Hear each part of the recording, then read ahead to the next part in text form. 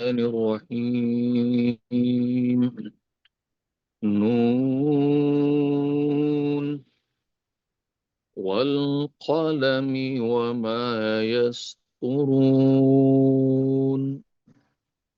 ما أنت بنعمة ربك بمجنون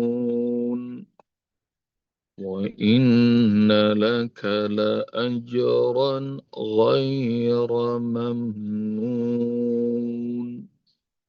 وإنك لعلى خلق عظيم. Nun, demi pena dan apa yang mereka tuliskan. Tidaklah engkau Muhammad dianggap menjadi gila karena nikmat Rabbmu. Dan untukmu Muhammad pahala yang tidak pernah terputus. Wa innaka la'ala khuluqin azim, dan engkau Muhammad sungguh memiliki budi pekerti yang luhur, akhlak yang di atas rata-rata. Dan ayah bunda rahmati Allah Subhanahu wa taala,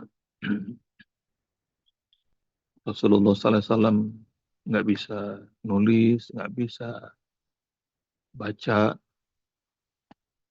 tapi nanti ayah bunda bakal ngelihat bahwa pribadi agung yang paling banyak dituliskan oleh manusia, nggak ada yang bisa ngalahin Muhammad sallallahu alaihi wasallam.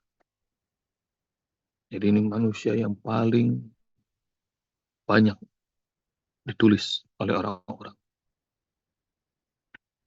Meskipun dia nggak bisa baca, dia nggak bisa nulis. Tapi Masya Allah, demi pena dan apa yang mereka tuliskan. Dan Muhammad SAW adalah manusia yang paling terdokumentasi.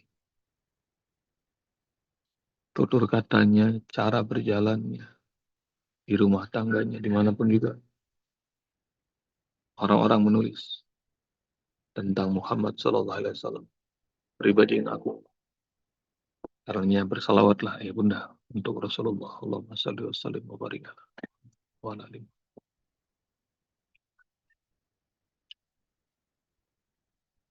Dan kau Muhammad, dengan nikmat Rabbmu ini, Islam, Al-Quran, iman, dan semuanya. Engkau bukanlah orang yang gila. Wa inna laka la ajran ghairu mamnun. Dan kau akan dapati pahala yang enggak ada putus-putusnya. Ya ya bunda rahmati Allah Subhanahu wa taala.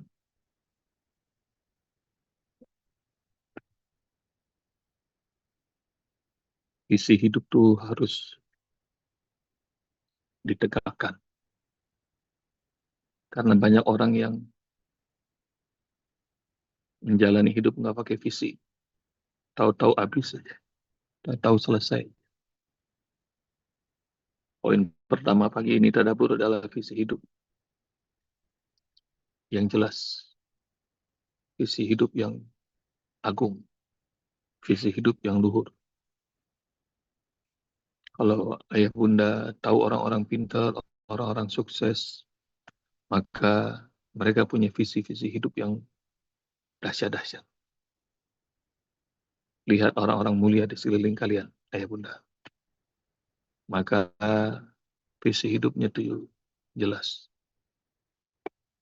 Dan visi hidup tertinggi adalah menyembah pada Allah, tauhid.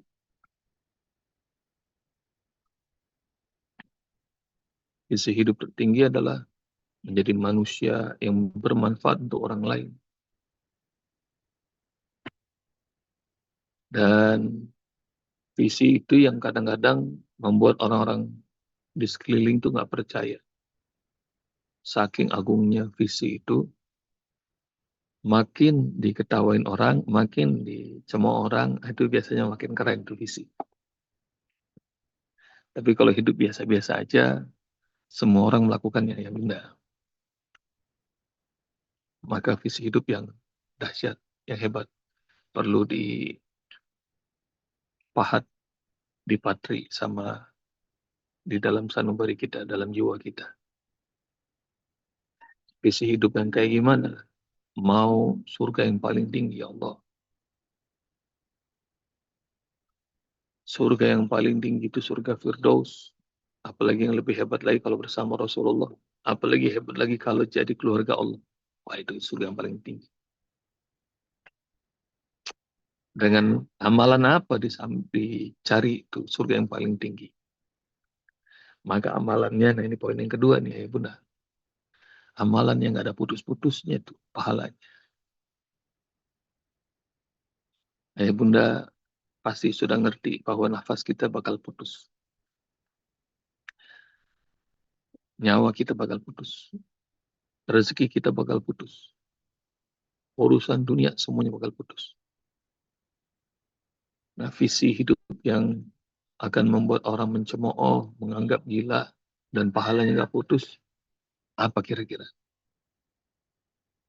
Nah, ya Bunda harus belajar dari sosok Rasulullah yang dipuji oleh Allah penciptanya langsung. Wa inna lakala ajran ghairu mamnun. Kau bakal dapati Muhammad pahala yang nggak putus-putus.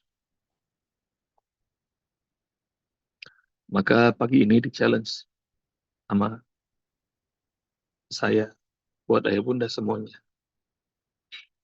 Visi hidup apa yang paling hebat yang bisa ayah bunda tuliskan dan amalkan di sisa-sisa umur.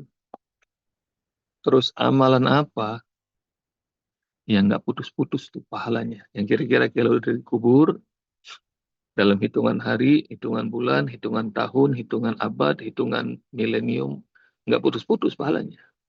Amalan apa? Coba. Yang kira-kira membuat satu visi itu Allah ridhoi kita. Yang kedua, pahalanya nggak putus-putus.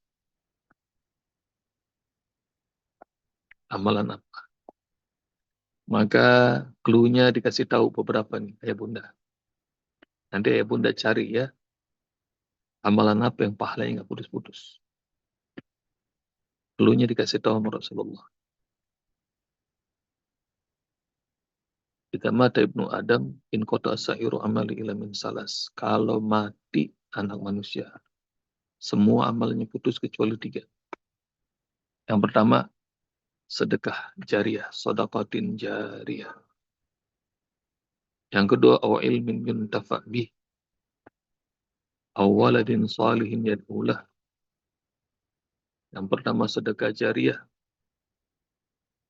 maka perbanyak sedekah jariah. Nggak boleh ngelihat ada masjid lagi dibangun ikutan.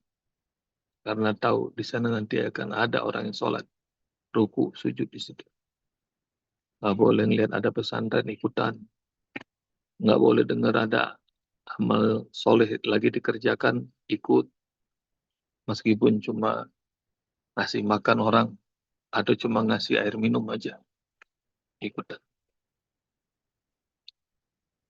Atau ilmu yang bermanfaat. Ilmu yang bermanfaat itu, meski cuma satu ayat, kata Rasulullah SAW, sampaikan. Ajarkan dariku, meski cuma satu ayat, sampaikan. Karena kalau kita ajarkan Fatihah pada anak kita, dia sholat seumur hidup, pahalanya buat dia dan buat kita yang ngajarin. Terus menerus tuh. Nanti kalau kita diajarin lagi buat cucu kita, buat buyut kita. Al-Fatihah yang kita ajarkan, pahalanya yang ada terus. Ilmu yang bermanfaat. Apalagi kalau menulis buku-buku yang bermanfaat. Mengajarkan orang dengan tulus. Dari 1 jam, 1,5 jam, 2 jam, berapapun lama ngajar. Boleh jadi cuma ada satu kalimat ditangkap oleh satu orang. Dan satu kalimat yang keluar dari mulutnya, dia ngerti maupun tidak ngerti. Tapi Allah taruh hidayah dari lisannya, terus sampai satu kalimat itu di hati orang, terus diamali. Diamali. Seumur hidup, maka dia akan dapat pahala. Ilmu yang bermanfaat. Yang ketiga, anak soleh yang doain. Anak, cucu, semuanya. Pastikan semuanya itu soleh-soleha, ya bunda. Mumpung kita masih hidup. Kalau ada yang belum sholat, suruh sholat. Kalau ada yang belum bisa ngaji, baca Quran, ayo ajarin. Dan ini pahala yang nggak berhenti-berhenti. Bunda rahmati Allah.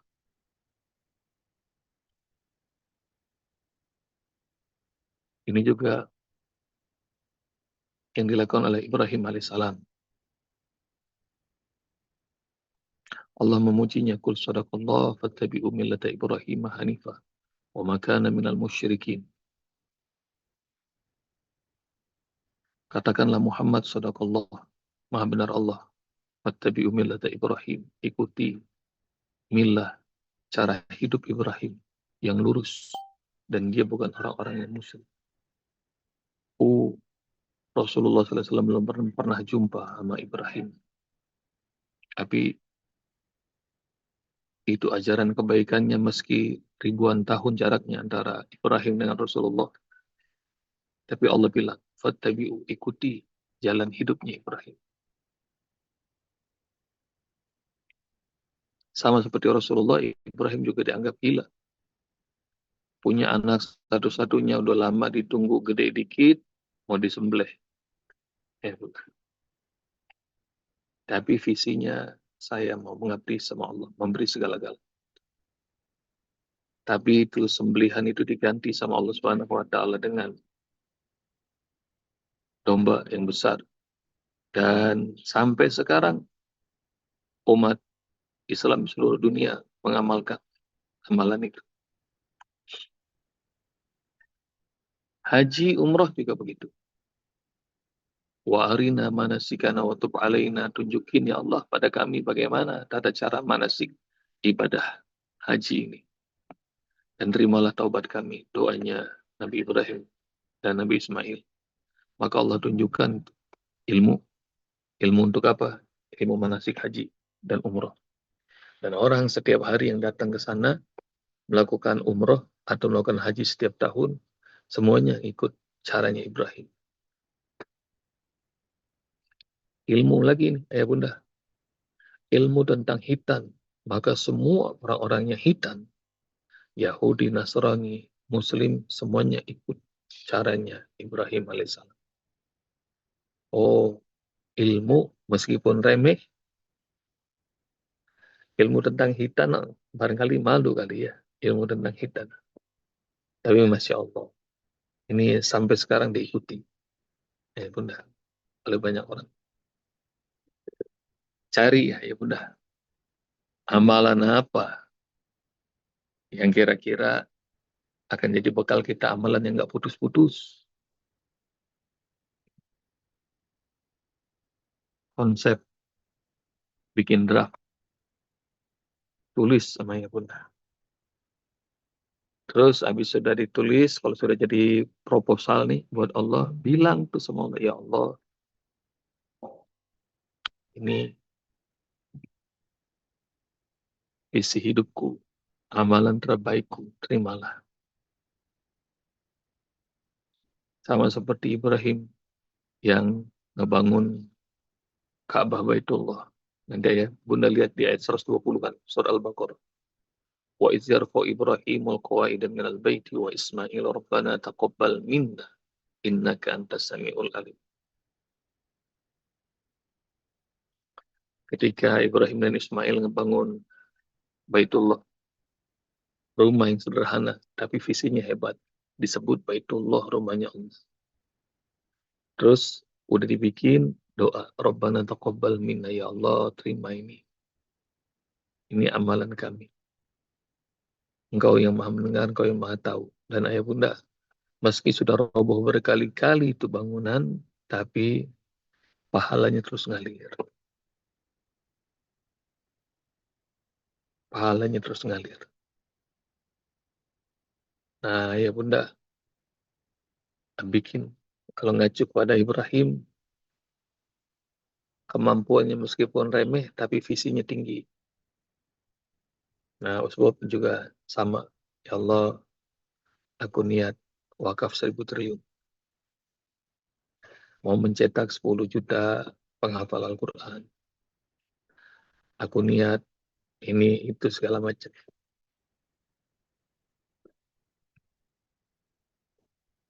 Meskipun dicemooh, meskipun diledek, meskipun 1.000 triliun, 1 miliar aja Usbub nggak punya, kata orang-orang. Nggak apa-apa ya Bunda. Ntar sama itu yang diucapkan oleh Rasulullah kepada Khadijah, pada istrinya waktu Rasulullah menggigil. Rasulullah ketakutan. Khadijah ngasih tahu bahwa dialah Jibril alaihissalam. Dan sampaikanlah apa yang Allah perintahkan padamu Muhammad. Lalu kemudian Rasul bertanya, siapa yang mau beriman padaku? Siapa yang mau beriman? Dan Rasulullah tahu tuh, ngebayangin bakal dia bakal dilecehkan, bakal dihina. Dan itu ya Bunda, 15 abad yang lalu. Sekarang hampir 2 miliar orang yang masih hidup ini beriman pada Muhammad SAW. Jadi maknanya, jangan kecilkan visi hidup. Pikirkan pahala yang nggak ada habis-habisnya. Dan udah umur segini, so, berjuang ya Bunda. Berjuang. Boleh jadi di ujung-ujung itu Allah Subhanahu wa Ta'ala berikan husnul khotimah. Doa Rasulullah, Maj'al khairu umri khawatimah. Ya Allah, jadikan sebaik-baiknya umurku adalah ujungnya. Jadi di ujung-ujung itu harus yang terbaik ya Bunda. Jadi jangan ngecilin. Udah umur segini emang masih bisa, so. Bisa. Bisa. Jadi nanti ya Bunda cari itu doanya Rasulullah. Allahumma ja'al khairu umri khawatimah. Ya Allah, jadikan umurku yang terbaik itu adalah di ujungnya. Yang di ujung itu harus terbaik. Jangan nyerah Bunda. Jangan nyerah ayah. Don't give up.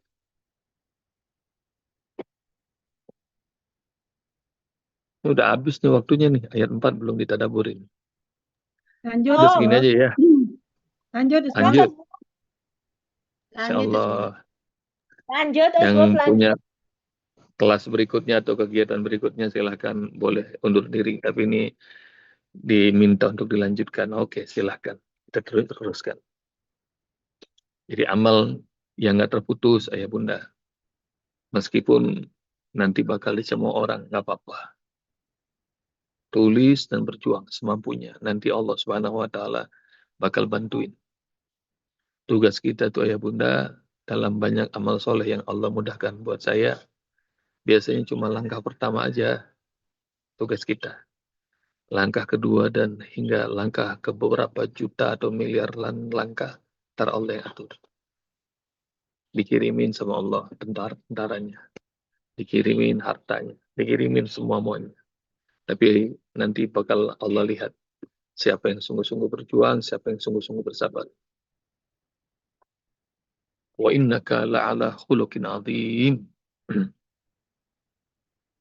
Dan kau Muhammad sungguh memiliki budi pekerti yang agung, luhur, di atas rata-rata. Ini pujian yang dahsyat, luar biasa. Yang muji Allah. Dan kalau ada ayat-ayat Allah memuji hamba-hambanya, maka harus iri itu ya benar. Ini Allah puji Rasul. Di dalam surat Sofat, surat 37, Allah muji banyak hamba-hambanya.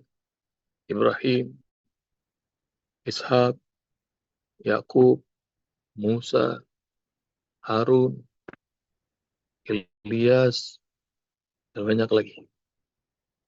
Di dalam surah Sofat itu diulang-ulang sama Allah. Setiap Allah sudah ceritakan perjuangan hamba-hambanya itu Innahu min ibadinal mu'minin. Dia itu termasuk hamba-hamba kami yang beriman. Wih, kalau dipuji sama Allah, keren banget dah. Dan ini Allah memuji Rasulullah dengan engkau memiliki akhlak yang luhur, budi pekerti yang agung di atas rata-rata. Wa innaka la'ala khuluqin azim. Di atas rata-rata. Udah kebanyakan nih, ayah bunda, kisah-kisah keagungan akhlak Rasulullah. Bagi yang masih haus tentang keagungan akhlak Rasulullah, baca kitab-kitab sirah. Baca masing-masing. Dan lihat bagaimana Rasulullah SAW itu senyumnya aja dikangenin sama para sahabat. Bercandanya berkelas. Cara makannya mengagumkan. Akhlak dari cara makan aja, Masya Allah, diikutin sama miliaran manusia. Generasi ke generasi, terus. Apalagi sholatnya, ibadah. Dan akhlak tuh cerminan tuh ya bunda.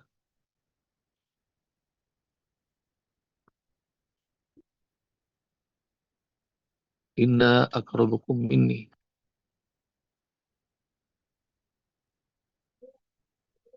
Yaumal qiyamati majlisan ahasinukum akhlaqu. Orang yang paling akrab, paling dekat nanti duduknya denganku di hari kiamat adalah orang yang paling bagus akhlak. Maka perbaiki akhlak sampai kualitas akhlak kayak Rasul. Ucapan Habib Nurmagomedov. Bunda barangkali pernah dengar nama orang ini. Habib Nurmagomedov. Juara dunia tinju MMA. Muslim. Yang legendanya tuh ini living legend. Masih hidup nih beliau. Masih gagah. Tapi rekornya belum terpecahkan. Tanding dengan musuh-musuh kelas dunia. 29 kali nggak pernah kalah. Dan rekornya belum terpecahkan. Sampai sekarang. Karena ya bunda, Masya Allah, akhlak beliau tuh mulia. Habib Nurmagomedov. Beliau nggak mau jabat tangan, nggak mau ngelihat lirik wanita yang wawancara atau sekitarnya. Padahal di dunia kayak begituan, wanita udah hampir telanjang. Beliau taat sholatnya, beliau bagus akhlaknya, dipuji sama banyak orang. Ada satu kutipan quotes yang bagus sekali dari Habib Nurmagomedov.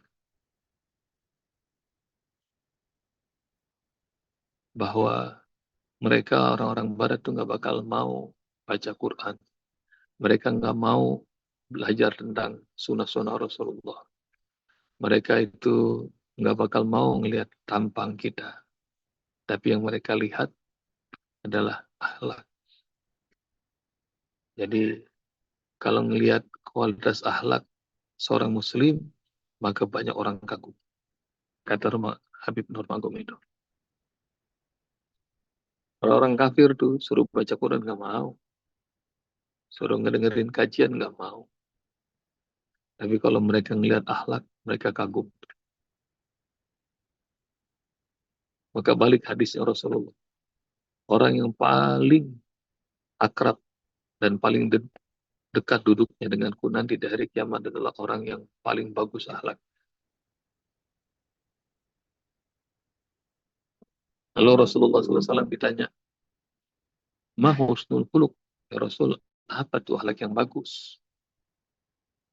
Ayah bunda udah pernah mendefinisikan belum akhlak yang bagus itu, akhlak yang mulia kayak gimana? Mungkin kita selama ini sering menyebut akhlak yang bagus, tapi kita nggak tahu sampai sekarang belum memutuskan definisi yang pas. Ketika Rasulullah SAW ditanya apa tuh husnul khuluq, akhlak yang bagus, Rasul jawab dengan 3 poin. Yang pertama, tasil man qata'aka. engkau sambungkan hubungan dengan orang yang memutuskannya padamu. Kalau dimusuhin, sambungin. Kalau dijauhin, deketin. Yang kedua, watu'ti man haramaka, beri orang yang enggak mau memberimu. Jangan gara-gara enggak datang ke walimah ditandain. Memberi meskipun orang enggak mau beri. Yang ketiga, wata'fu man zalamaka, engkau ampuni orang yang menzolimimu.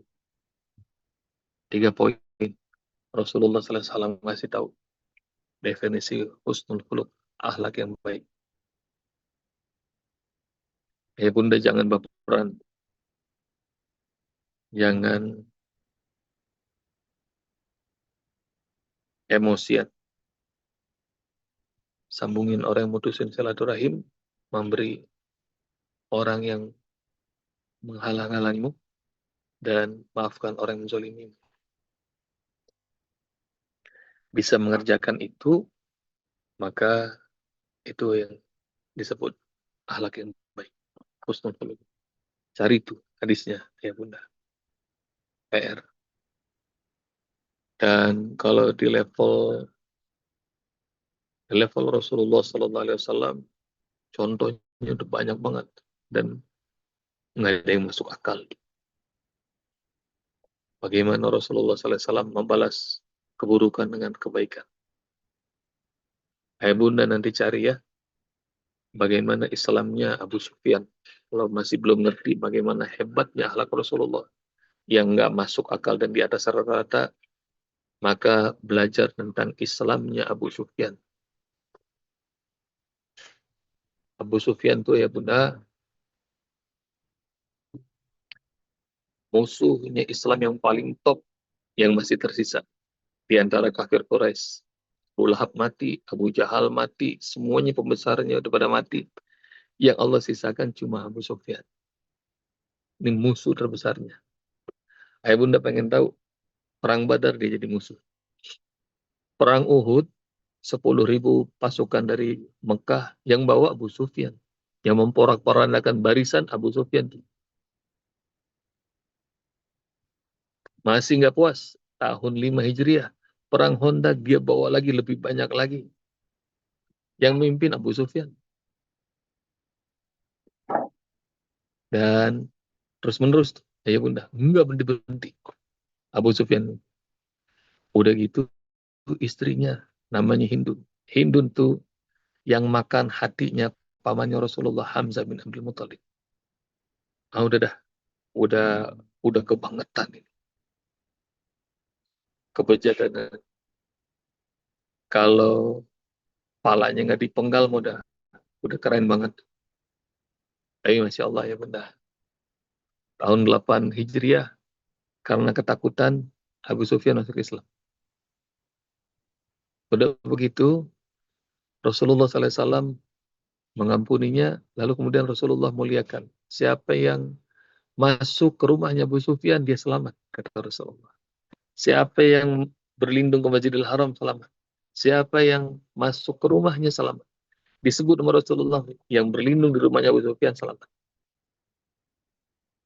Habis itu kemudian dikasih harta ghanimah yang amat banyak sama Rasulullah. Gak kurang dari 100 onta, sekian ratus kambing, dikasih yang banyak sama Rasulullah.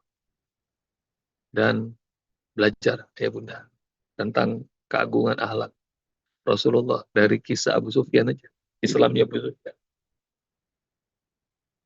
Keluarganya Rasulullah, sahabat-sahabatnya Rasulullah yang dibantai oleh Abu Sufyan dan pasukannya banyak sekali. Termasuk yang paling menyakitkan adalah Hamzah bin Abdul Muthalib, pamannya Rasulullah. Itu nyesekin Rasulullah. Tapi enggak. Akhlaknya Rasulullah itu dipuji gak cuma oleh saya dan semua pengikutnya yang menikmati. Bahkan Allah aja memuji. Wa innaka la'ala khuluqin azim. Akhlakmu Muhammad sungguh di atas rata-rata. Dahsyat banget. Nah, untuk mencar akhlak yang mulia itu 3 tadi aja. Ya Bunda, praktekin sama kita. Apa yang 3 tuh? Sambungin mereka yang memutusin silaturahim kita. Yang kedua, memberi kalau ada orang yang suka ngalang-ngalangin kita. Kirim makanan, kirim hadiah.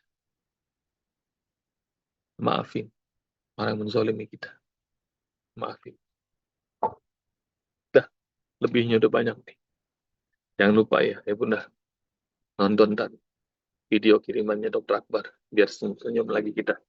Mudah-mudahan nanti Allah lapangkan rezeki, Allah beri kesehatan, kita bawa keluarga sebanyak-banyaknya. Biar kita makin akrab, makin dekat sama Allah, dan keluarga kita semuanya bakal ikutan. Kita kumpul di dunia bahagia, di akhirat juga. Insya Allah bahagia di surga yang paling indah. Amin. Jazakumullah. Assalamualaikum warahmatullahi wabarakatuh.